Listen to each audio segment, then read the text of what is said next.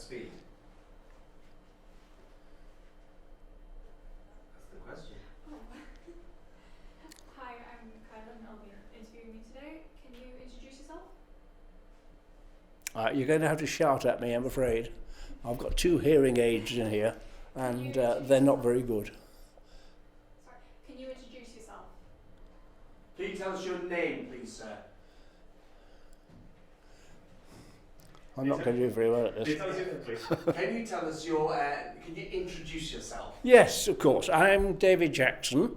I live in Alnwick, but used to live in Alnwick, and I was the chair of Alnwick Fair in 1984 and 85. And I was followed by my wife Christine, who was the chair in 86 and 87.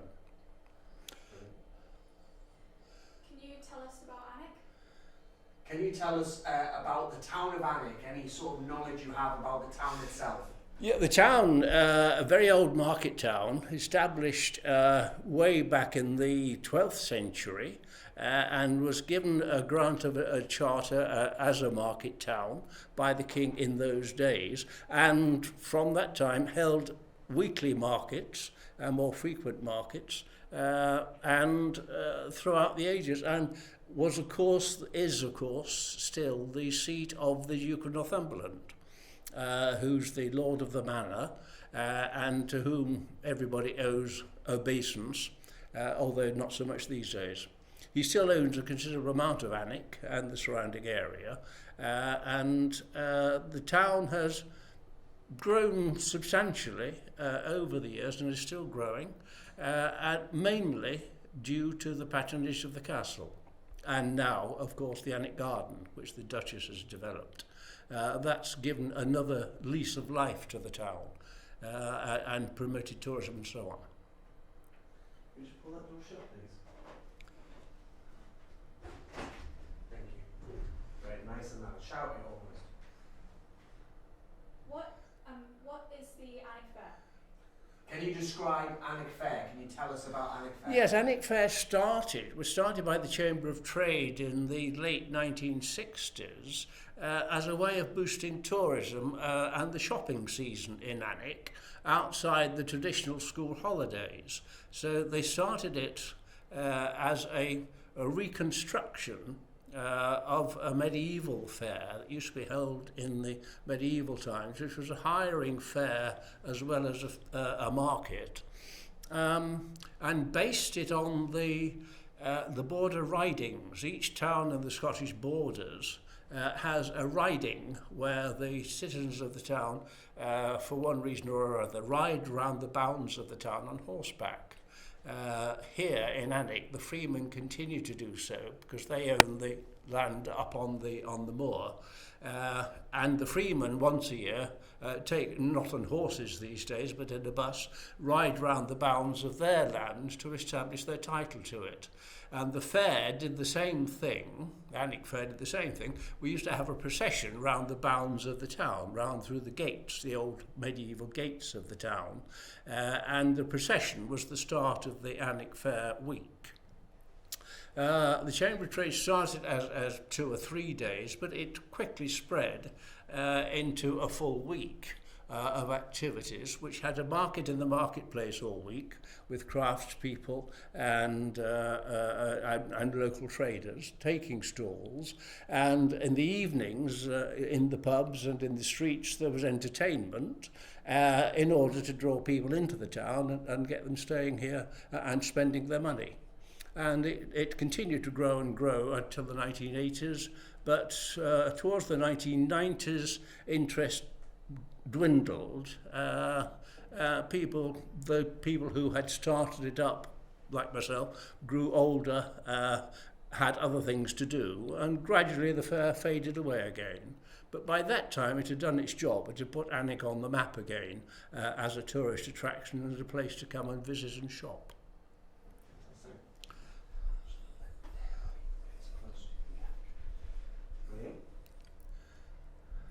What were some of your best memories of the fair? My best memories of the fair are the fact that I met my wife there. The fair was a place where a lot of romances started and continued. And for me, it gave 40 years of very happy memories. The main bits of the fair that were, I think, the best bits were the market courts, which were a pretend court for pretend misdemeanours and were an excuse to duck wenches in the village pond or put people in the stocks and throw stuff at them, as well as the marketplace itself. And the evening entertainment was always a bit ribald, but well worth going to. And the other important bit was the costumes.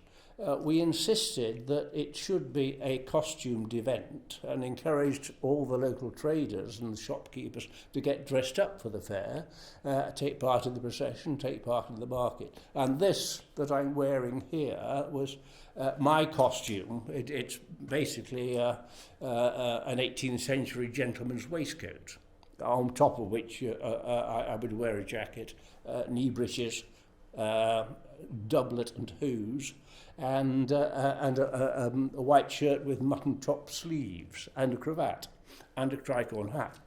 And it was made for me by Kath MacDonald, who was the wardrobe mistress here at the Playhouse. So a lot of people made their own costumes as a way of, as well as costumes that were hired.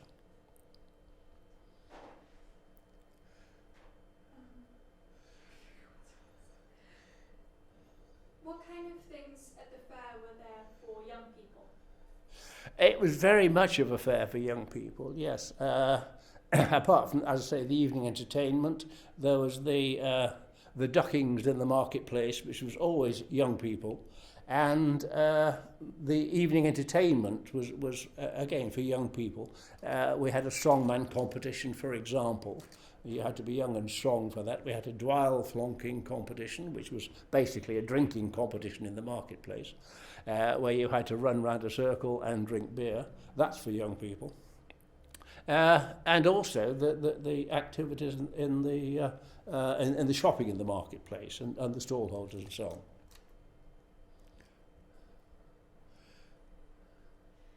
Since COVID-19 being a thing and not being allowed to be together, why do you think that so many community gatherings are so important? Why do I think it? So since COVID-19, we were not allowed to be together. So why do you think community gatherings are important? Oh, I see. Okay, yeah.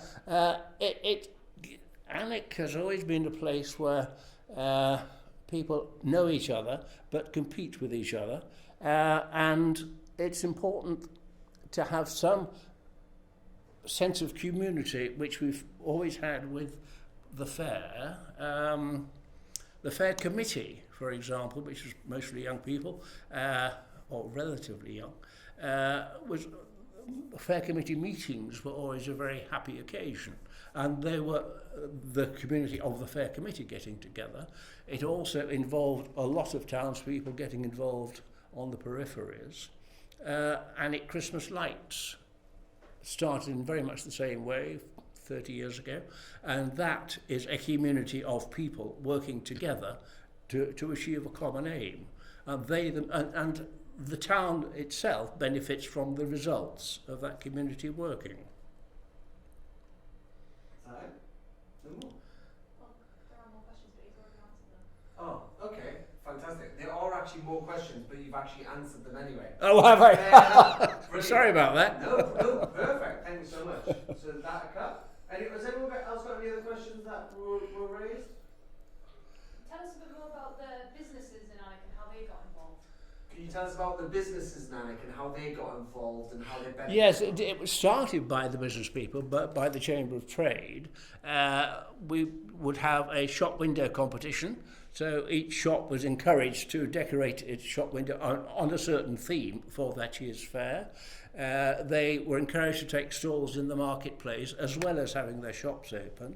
They were encouraged to open on the opening Sunday and the closing Sunday, and the days when Sunday opening wasn't the routine, that it became later. And they were, of course, encouraged to dress up and take part in the processions and all the activities in the evenings. Would you like to see it come back? I don't think you can.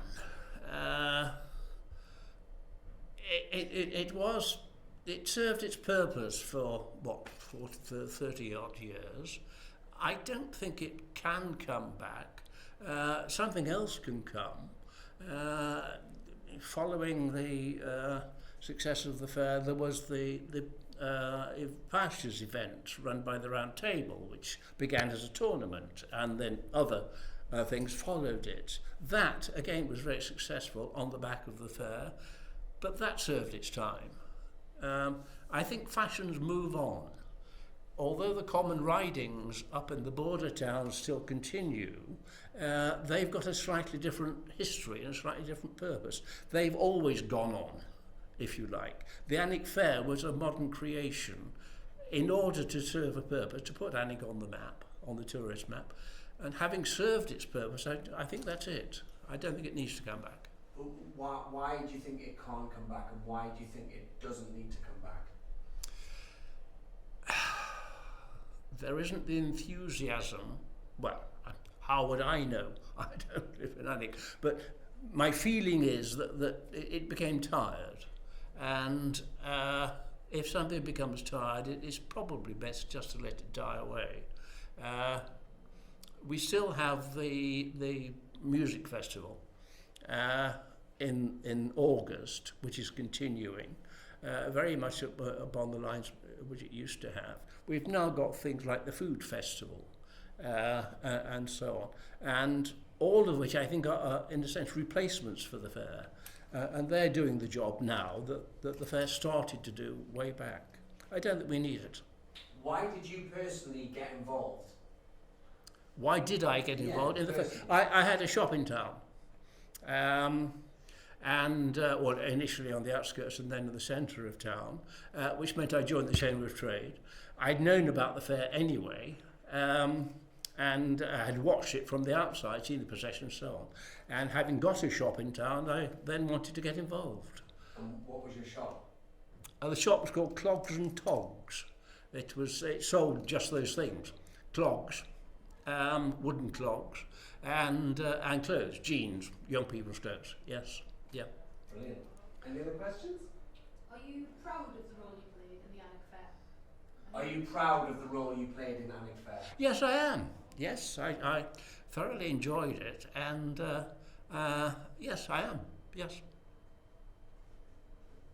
That's a cut.